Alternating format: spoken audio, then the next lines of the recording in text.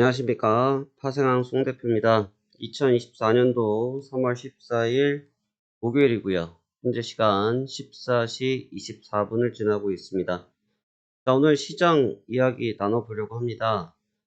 자, 일단 새벽에 마감했던 뉴욕 증시 봐야겠는데요.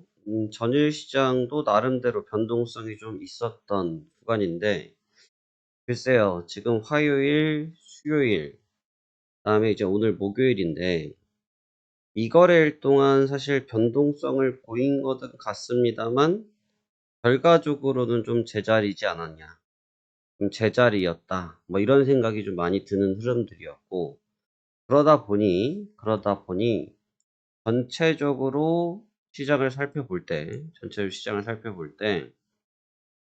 좀 고민스러운 측면들이 몇 가지씩 있다.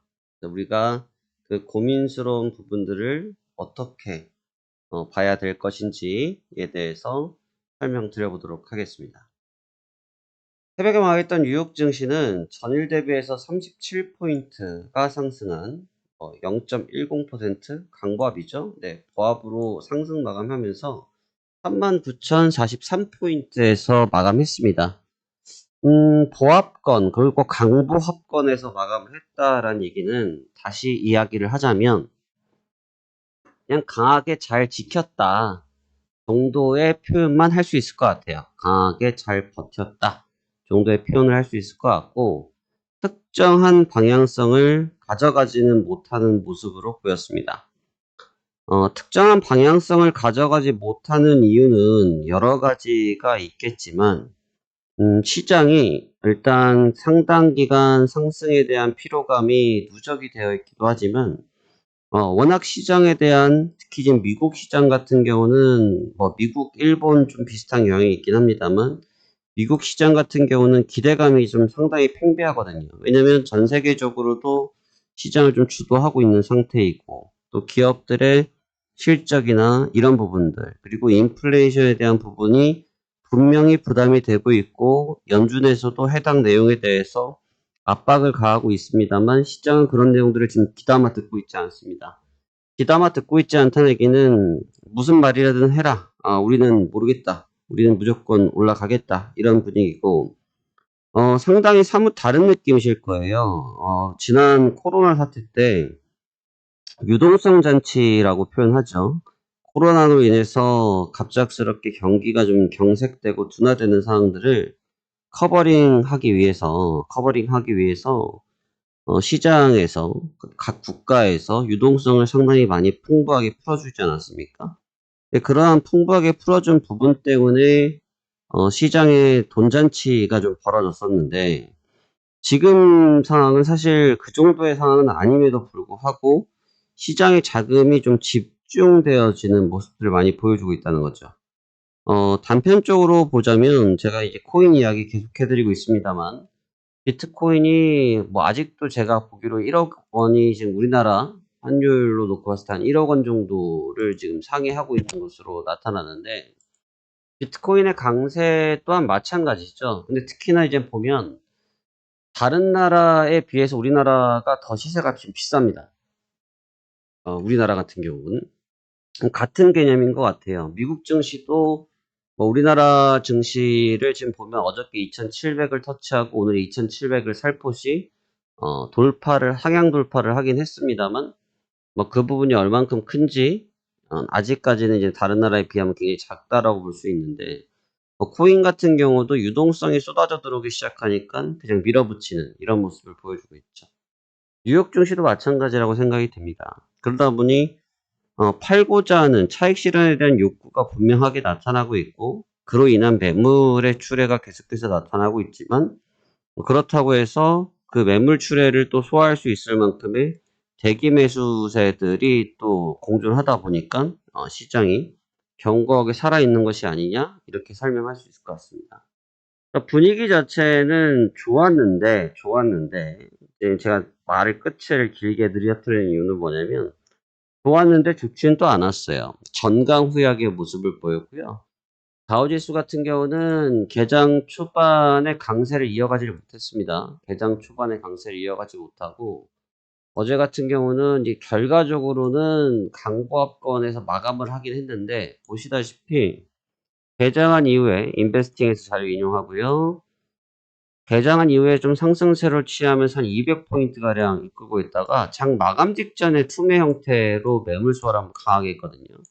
이제 강한 반발력으로 한번 올라오긴 했습니다만 결과적으로는 거의 마이너스권에 끝난 거랑 매한가지라고 볼 수 있습니다. 근데 그만큼 뭐가 있냐면 올라올 때마다 나타나는 매물 출회들이 계속 있는 거죠. 매물 소화입니다. 고가 부담이 너무 큰 거거든요.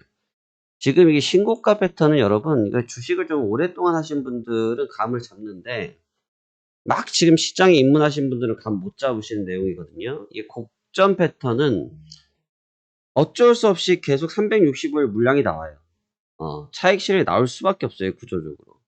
근데 이제 그러한 매물이 나타남에도 불구하고 방금 말씀드린 것처럼 막 입문하시는 분들, 초보자분들, 새롭게 하시는 분들이 등장하다 보니까 그걸 밀어 올리는 경향이 있다는 거죠. 그러니까 지금도 보면 어제 장도 그렇고 그제 장도 그렇고 근래의 장 스타일이 뭐냐면 장 마감이 좀 많이 꺾여요. 장 막판에 많이 꺾인다는 게 뭐냐면 매물이 그때 많이 나온다는 얘기죠. 노림수를 가지고 차익 실현을 하고 있다는 거예요. 근데 이거는 막 시작한 입문자들의 모습은 아니라고 보고 제가 볼 때는 뭐 선수급들의 영향에서 이루어지는 매매 트레이딩 기술이라고 저는 생각이 드는데 물론 시스템 트레이딩도 포함입니다. 근데 그게 장 막판에 주다 보니까 어떤 개념이냐면 여러분 보세요.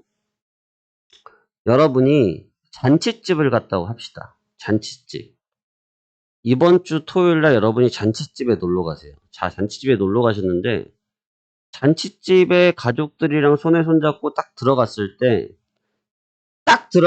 분위기가 어서 와 화생왕 송 대표 어서 와 송 대표 어서 와 하면서 막 즐거운 분위기가 되면 그 잔치가 끝날 때까지 굉장히 물론 특별한 이슈가 중간에 없어야겠지만 재밌을 거 아니에요. 즐거울 거 아닙니까? 근데 시장도 마찬가지로 개장 초반에 어서 와 주식 너무너무 좋아 빨리빨리 사 하면서 계속 분위기를 준단 말이에요. 그러니까 진짜 또 가? 진짜 또 가네. 와 진짜 엄청나다 하면서 대기했던 매수세들이 들어와요. 그리고 이제 내일 또 가겠네 하면서 이제 차분히 장 끝날 때까지 기다리는데 장 막판이 됐을 때 그 고점 부분에서 무슨 현상이 생기냐면 기존에 보유했던 사람들은 수익 구간일 거 아니에요. 또는 손실 구간일 수도 있겠지만 뭐 평균적으로 하여튼 보유했던 부분을 그 시간대에 이용해서 던져버리는 거죠. 차익 실현이라고 표현하는 겁니다. 그러니까. 그래서 오히려 개장 초반에 좋고 개장 중반까지 분위기가 좋은 것은 그런 기조적 분위기를 만들어주기 위한 매매 형태라고 볼 수도 있다는 거예요. 그래서 좀 조심스러워요. 그래서 좀 조심스럽다. 그래서 지금 뉴욕 증시의 강세 부분은 반드시 기억하고 인정을 해줘야 될 부분이지만 해당 요소에 대한 이런 리스크가 있다는 정도는 생각해 볼 필요가 있어요. 그래서 지금 뭐 골드 같은 경우도 여전히 뭐 어제와 같은 박스권 레인지에 계속 있고 뭐 유가는 러시아 문제 때문에 잠깐 급반전을 했습니다만 뭐 지금 저항권에 걸려 있기 때문에 승부르기 들어갈 가능성이 있어 보이고 나스닥 같은 경우는 지금 어제 그제 이제 모습이 똑같다라는 말씀드린 게 뭐냐면 이게 지금 시간이 며칠 지났을 뿐이지 사실 상황이 똑같습니다. 이게 여기가 CPI 때잖아요. CPI 때 급등락을 하면서 싸움을 했었고 이 싸움을 하다가 마무리를 지으려고 했는데 여기에서 갑자기 엔비디아가 2차 상승을 치면서 주가를 들 올렸단 말이죠. 근데 어제 이제 이렇게 행보를 하고 있다가 엔비디아 시세가 이제 끝까지 버텼는데 개장하면서 시세가 꺾였고 꺾이니까 바로 원위치 다시 원위치 다시 땡김 근데 행보 중 그러니까 전혀 아주 계단식의 패턴을 보이면서 숨고르기에 들어가 있는 모습이죠. 이러한 모습을 취하는 이유도 간단 명료한 것 같아요. 왜 간단 명료합니까? 이러한 작업을 통해서 시장을 준비를 하는 거죠. 무슨 준비? 매물 소화를 계속 준비하는 겁니다. 왜 매물 소화라는 게 있을 수밖에 없냐면 여러분 잘 생각해 보시면 너무너무 쉬워요. 매물 소화를 안 하는 방법은 유지될 수가 없어요. 왜냐? 포지셔닝을 한다라고 했을 때, 이 계좌에 갖고 있는 잔고가 이만큼이라고 했다고 하면, 그게 시간이 지나서 요만큼 오면 이게 쪼그라들거나 요렇게 커지잖아요. 근데 그 보따리를 계속 짊어지고 갈 수는 없죠. 무거우니까. 그렇기 때문에 그 부분들을 소거하기 위한 작업들을 한단 말이죠. 소거, 처리하기 위한. 그래서 청산 매물이 나오는 거예요. 대신 시장의 흐름이 급격하진 않고 이와 같은 박스권을 보이는 이유 중에 하나도 매한가지죠. 그런 형태를 보이면서 매물 소화를 아주 분할로 하고 있기 때문이에요. 그래서 지금 현재는 그러한 매물 소화 과정에 있고, 이걸 왜 이렇게 했느냐라고 보면, 왜 이렇게 했느냐라고 추정을 해보면, CPI, PPI. CPI의 PPI는 거의 짝을 이루고 있다 볼 수 있는데, 오늘 CPI가 그제 CPI가 있었고, 오늘 PPI가 나오고 소매 판매가 나옵니다. 그래서 오늘 개장 전에 그 지표들이 나오는데, 우리가 짚고 가야 될 것은, 현재 나오는 경제 지표는 일단 시장엔 대다수가 불리해요. 그러니까 우리가 착각을 하는 게 뭐냐면 CPI 때도 물가 상승률이 있는데 시장이 올라버렸어요. 그러니까 사람들이 착각을 했죠. 이게 뭐 물가 이제 괜찮구나 라고 오해를 하는데, 문제는 그때 주가를 올려서 펌핑한 게 엔비디아였어요. 근데 그날 도합으로 해서 7% 정도로 올려놨거든요. 어제 1% 올랐는데 그 자리 다 빠져버렸습니다, 여러분. 어제 1% 빠졌는데 주가가 다시 제자리로 빠져버렸어요. 근데 지금 PPI도 마찬가지겠지만 지금에 나오는 경제 지표들은 거의 다 일단 연준의 기준점에 있다고 볼 수 있죠. 근데 이제 여기서 시장이 올라버리니까 헷갈리는데, 그 올려버리는 주체가 엔비디아예요. 그래서 지금도 밸런스는 PPI 부분이 어떻게 나올까, 이거 잘못되면 어떻게 될까가 아니라, PPI 발표는 이미 예상치가 있고 답지가 정해져 있어요. 제가 CPI 때도 말씀드렸죠. 이미 답 알고 있다고. 이건 저만 알고 있는 게 아니라 다 알고 있어요, 여러분. 주식을 조금 보고 계시면 여기 예상치라 다 나와 있잖아요. 그리고 그동안 연준에서 하셨던 말씀들이 있기 때문에 그 말씀 안에 정답이 다 있죠. 그러니까 마찬가지일 거예요. 서프라이즈가 쉽지 않겠죠. 근데 시장이 지금 무브먼트를 제한하고 있으니 애매한 그런 어려움의 전략이 봉착되어 있을 수밖에 없다는 겁니다. 하지만 여기도 우리가 대응할 때 간단 명료한 것 같아요. 어떻게 대응하느냐? 큰 줄기만 잡고 가면 된다. 큰 줄기를 잡고 가야 된다. 그러니까 지금 연준이 계속해서 밀리는 구도예요. 사실 연준과 시장은 싸움의 구도라고 말씀하시는 분들도 계실 거고요. 뭐 사실상 연준과 시장은 싸움의 구도에 있다고 보는 게 맞아요. 왜냐하면 연준은 늘 시장을 조금 가라앉히려고, 진정시키려고 하는 경향이 있고, 왜냐하면 그렇게 할 수밖에 없는 것이 연준 입장에서는 리스크 관리에 집중하는 보수적인 발언을 할 수밖에 없는 게 통상적인 연준의 스탠스라고 봐야 되거든요. 근데 시장 입장에서는 시장은 계속 부양해야 되고 계속 올라가야 되는데, 모두가 알다시피 평생 올라가는 주식은 없고 평생 내려가는 주식은 없습니다. 그에게는 다시 거꾸로 이야기한다고 하면 어느 정도의 시기가 존재하겠죠. 과연 그 시기를 어떻게 만들어갈 것이냐, 이게 중요한 내용이 될 것 같습니다. 오늘의 변동성은 저녁 시간에 상당히 집약될 것이라고 예상하고 있고요.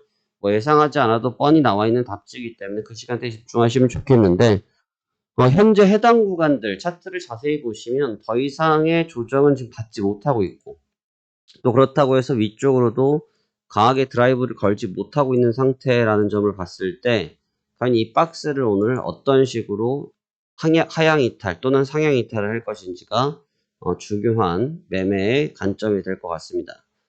시장은 늘 어렵죠. 시장이 쉽다고 말하는 사람들만큼 미련한 사람 없습니다. 뭐 오늘 쉬우면 내일도 쉬울까요? 그렇지 않죠. 시장은 늘 어렵고요. 그리고 시장이 어렵지 않다는 것 자체가 말이 안 되는 겁니다. 하지만 그 어려움을 이겨낼 수 있어야, 또 어려움을 지켜볼 수 있어야, 또 그 어려움을 대응할 수 있어야 결국 여러분들이 이 시장에서 끝까지 살아남을 수 있는 최후의 승자가 될 수 있다는 믿음을 가지시고 접근하신다고 하면 여러분들도 해외 선물 시장에서도 좋은 결과 얻으실 수 있으리라 생각됩니다. 자, 오늘도 여러분들의 성공 투자를 기원하며 저 역시 최선을 다해서 시장 살펴보도록 하겠고요. 해당 영상 보신 분들께서는 구독과 좋아요 확인하시면서 해당 내용에 대해서 궁금하신 점이 있으시다면 화면 하단에 있는 카카오톡으로 문의를 주시거나 댓글 남겨주시면 관련된 내용에 대해서 같이 다음 영상 때 첨부할 수 있으면 첨부해 보도록 하겠습니다. 자, 그러면 오늘도 여러분들의 성공투자 파이팅! 감사합니다. 파생왕 송 대표였습니다.